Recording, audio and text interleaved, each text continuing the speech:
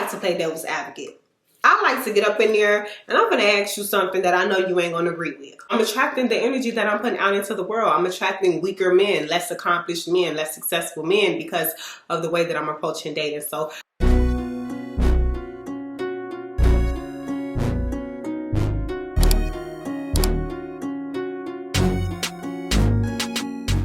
what's up, guys? Welcome back to my channel. My name is Shameka if you are new, and if you're joining us for the first time, make sure you click that subscribe button, click the bell so you can be notified every time I post, and make sure you leave a comment down below.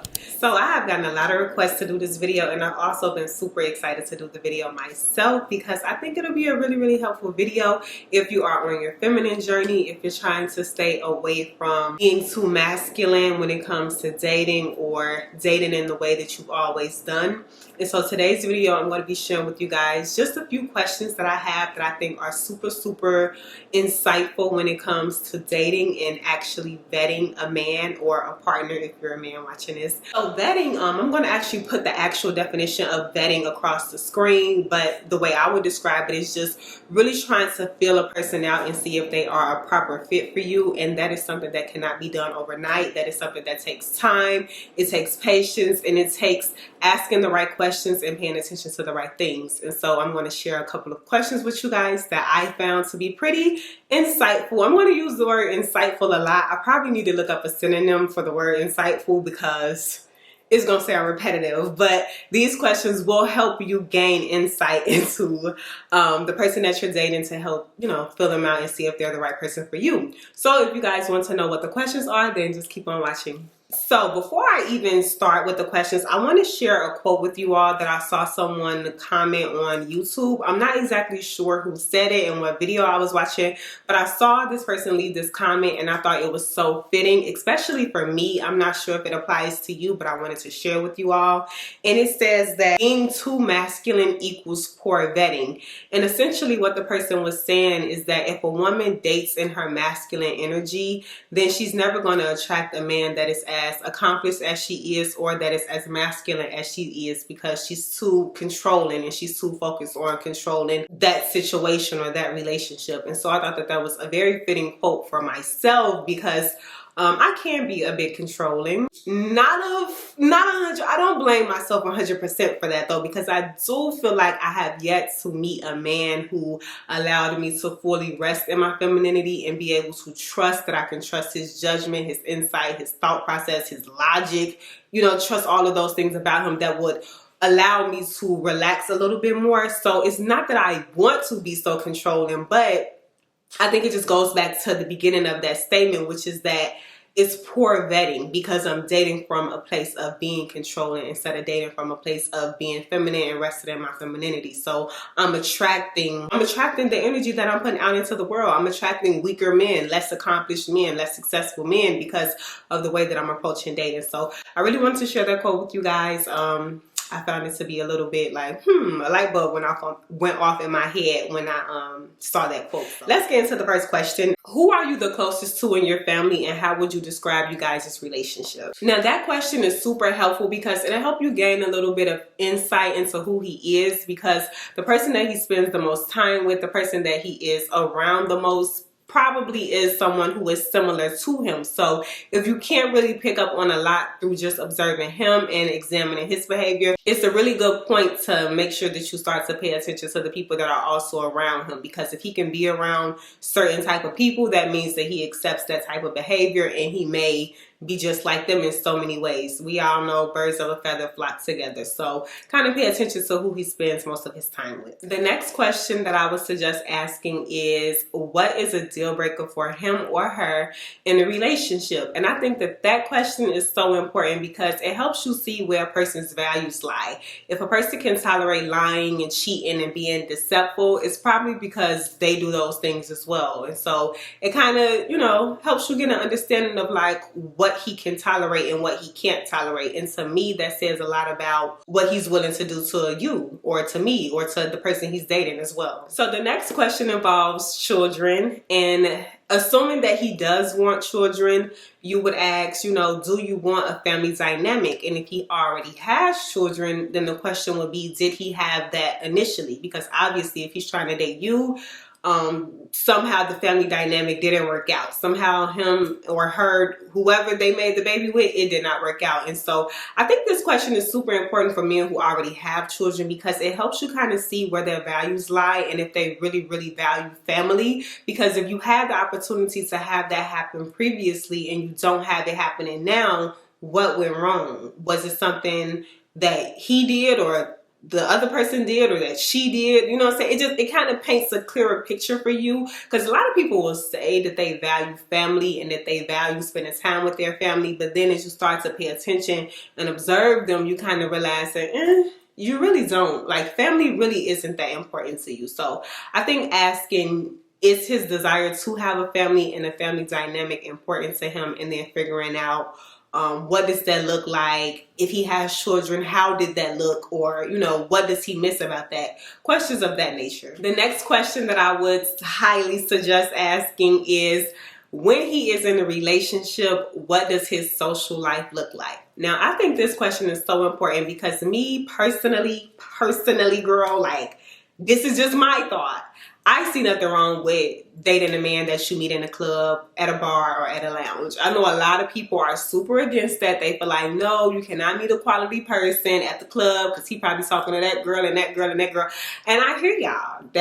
If that's how you feel, then do what you do. But me, if somebody asks for my number at the club, the bar, the lounge, I'm going to give it to them. Like, I'm here too. So what does that say about me? Does that say that I'm not worth being taken seriously because I'm out trying to enjoy myself? No, it does not say that. So therefore, I think that it's important that, especially if you meet a man in that type of setting, that you ask him, what does his social life look like when he's in a relationship? Because for me, if you guys have been here for a while, you guys saw what my social life was like when I was in a relationship. I went out here and there. I spent time with my girls here and there, but I was not out every weekend. I was not out every other week. I tried to do it in moderation, and I tried to be considerate. And then also, like, I'm naturally just a homebody. Like, yeah, I've been outside a lot lately, but girl, that's because I'm outside. You feel me? I just got released from the shackles, so the streets been calling me. But on a regular basis, like, I'm a homebody, so I think it's important, especially if you are a homebody, or if you're not someone who likes to go out a lot, or if you are the opposite, if you do like to go out, if you do like to be outside a lot,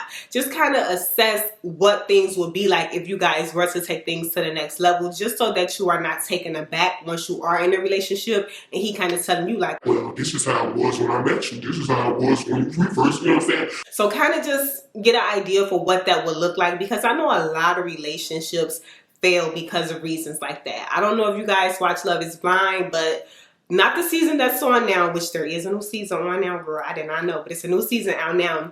But the season that came out previously with the people from Chicago, one of the couples ended up getting a divorce, Ayana and Jared, and they didn't really say exactly why, but from speculation, we can kind of gather that it's because he didn't want to sit in a house. He didn't want to do the work that requires to make his marriage work, to build, you know, a solid, strong foundation. And going out partying every weekend, it's kind of hard to build like a real solid, strong foundation in a relationship unless you both are going out partying together, because that's what you both like to do. But if one person is always out in the streets and the other person is at home, it's gonna cause like some type of friction, or just, it's gonna be an imbalance. And I just don't see that type of relationship working out long term. Hence why that couple were part of the reason why they decided to call it quits in their marriage. It just doesn't work. You're left home at night waiting on him to come home. He out partying till the sun come up. It's just not going to work. So it's best to ask those type of questions in the beginning. The next question that I would suggest asking is, where do you see yourself in 5 years? Now, this is like one of the most basic, typical questions.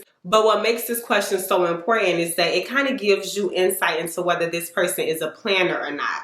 In my opinion, five years is like short term. Like, I would not consider 5 years to be the long term. So if you don't have any plans for the next 5 years, then I really can't really see you having plans for the next 10 years or in the future, long-term wise. So that kind of helps you see, like, is this person a planner? And if I'm going to be with this person and they are not a planner, are you prepared to do all the planning? Like the planning of you guys' lives, you know? Because some people, they literally like to wing it. I mean, I'm talking about tomorrow's a new day. I'll figure it out tomorrow.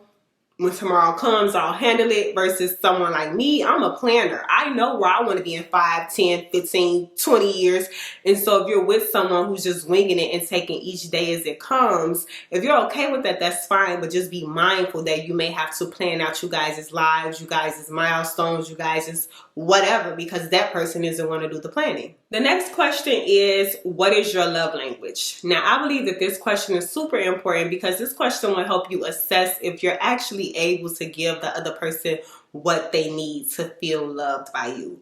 This one isn't really about you feeling good. It's more so knowing if you're capable of doing what that other person requires to be happy in the relationship with you. You know, you're not in the relationship by yourself. And while it's important that he or she knows your love language, it's also important that you know theirs. So for example, if his love language is physical touch, but you're not really an affectionate person, you kind of should gather that either A, this is just not going to work because you aren't willing to open up and become more affectionate, or you're going to need to become more affectionate so that he does feel fulfilled in that way by you. So knowing each other's love language is super important. A lot of people tend to want to love you from the place where they love. But if that's not your love language, then that's not going to work. So knowing each other's love language is super, super important. And it kind of helps keep the conflict down. Because if you're doing what you know makes me happy, then I'm going to be happy. And just as well as I'm doing what I know makes you happy, then I know you're going to be happy. The next question is, and this is for you and for your partner, or whoever you're dating, and that's to ask, are you guys compatible and what do you have in common?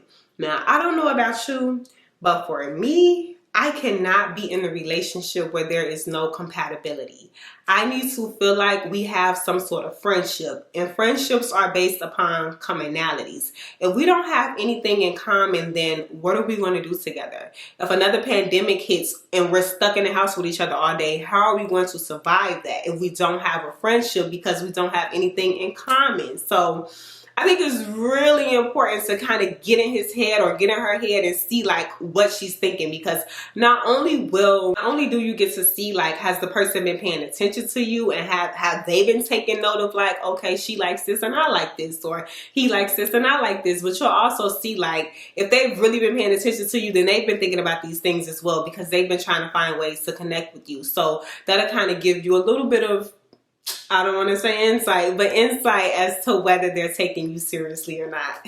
Now, this next question, I feel like a lot of people get real shallow here, and this isn't the time to be shallow. We're looking for really meaningful answers when we ask, what do you like about me?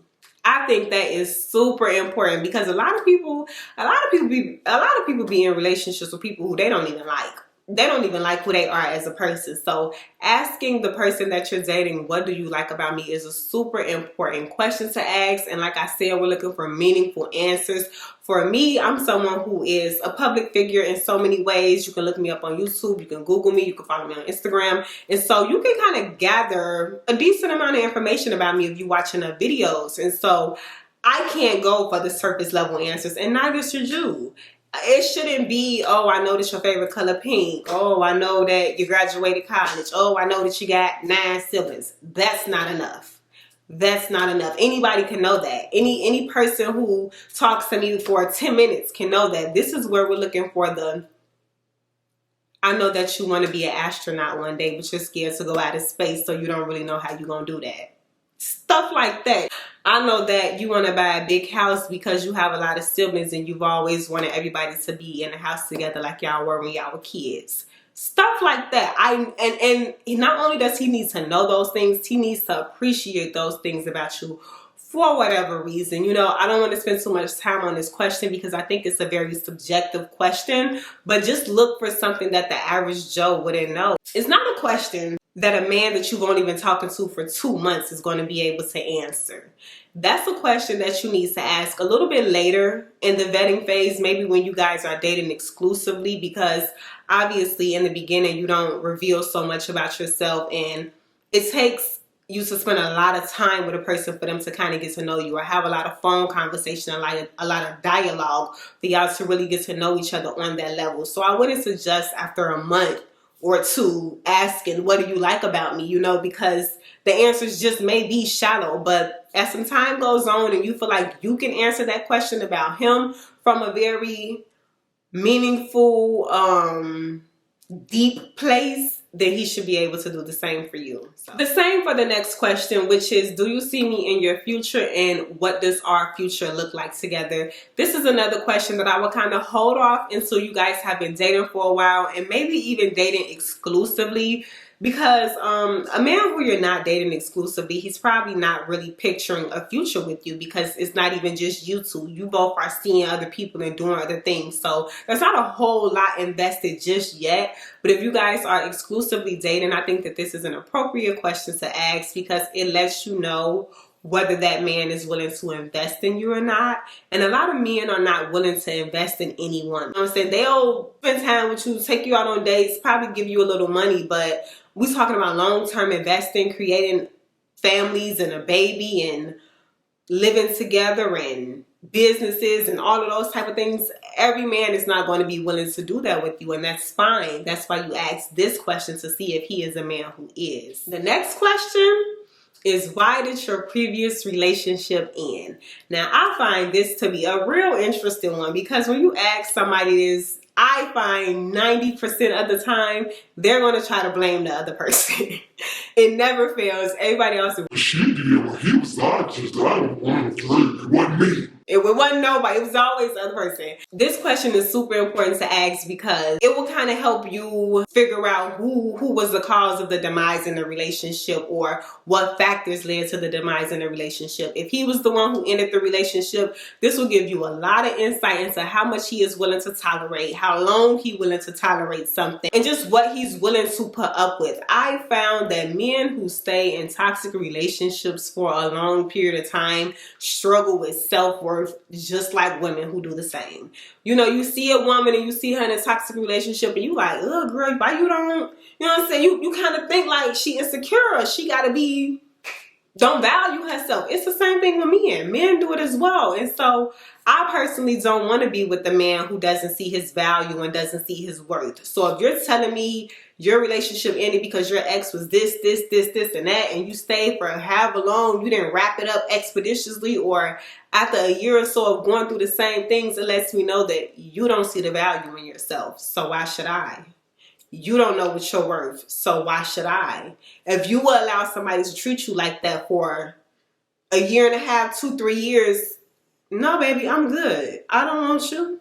I don't want you. That's just me, though. That's just me. And then if the relationship ended because the other person walked away, then that gives you a chance to kind of figure out from the person that you're dating, what did they do wrong? Where did they go wrong? If anything could have been done differently, what would they have done differently to make things work? You know, things like that. So I think that question is super, super important, because if you're looking to be in a relationship with this person, kind of knowing the dynamics of why that last relationship ended kind of gives you insight into how things will go with you two, as well as a lot of times when people answer that question, they'll kind of give you the whole rundown of like, well, first it was like this, then they'll give you the middle, and then they'll give you the ending. That beginning portion is important as well, because it lets you know how fast, how soon, how do they typically enter relationships, how do they typically begin, which is a good piece of information as well.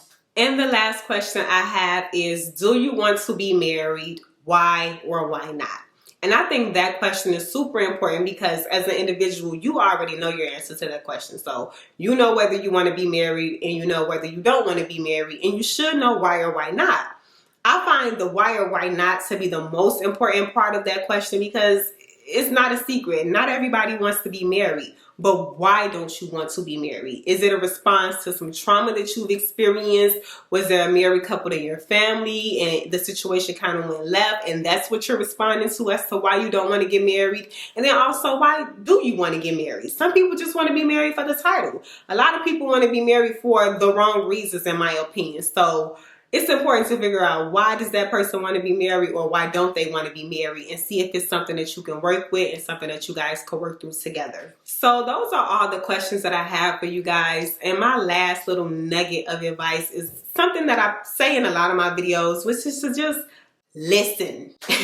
Listen, ladies, listen, and gentlemen, listen, listen, listen, listen, listen. Listen to the answers that a person gives you to the questions that you're asking.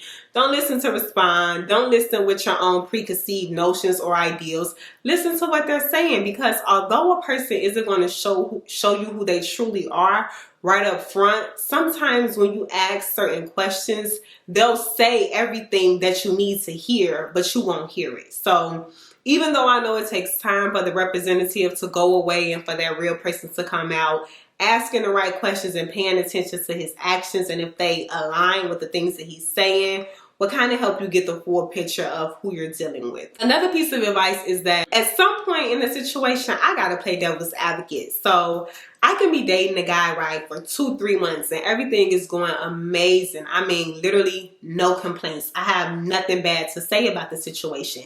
And that's great, right? We all want that. We all want to date somebody and not have any complaints or any issues.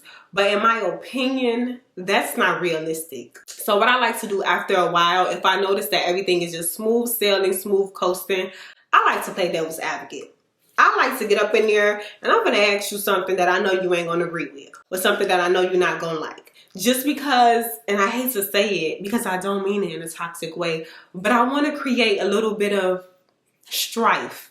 I want us to have a disagreement so that I can see how you handle it. If everything is always going good, then I never get to see how you handle things when things are not going well. And that can kind of really tell you the depths of a person's true character, how they respond to things when they are not going their way, or when things are not all roses and sunshine and rainbows and how are you really? So I like to play devil's advocate. Maybe ask a question that I know they're uncomfortable with, or put them in a scenario or a situation that I know that they wouldn't like or approve of, and just see how they respond to it, you know?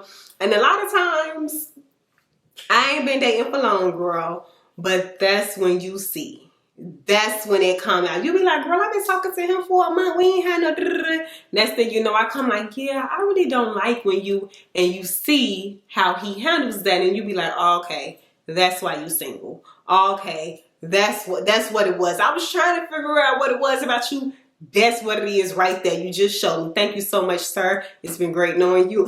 I'll talk to you never. Yeah, so I hope you guys understand what I'm saying when I mean that. I don't mean be toxic. I don't mean create some unnecessary drama or something crazy. It could just be something small, just something tiny, and see how he responds to it, see how he handles it. The man for me is going to handle it with grace. He gonna handle it like, oh baby, that ain't nothing. You say, I could do that, no problem, no issue. He ain't gonna make me feel crazy. He ain't gonna be combative and argumentative, and that ain't the type of man I want. So pay attention to that. If he answered all these questions and it all sounds amazing and beautiful, create some conflict, create some conflict, sis, and see how he responds to that. So that's all I have for the video. I hope you all enjoyed. Make sure you leave a comment down below. Make sure you hit that like button and subscribe, and I will see you in my next one. Bye.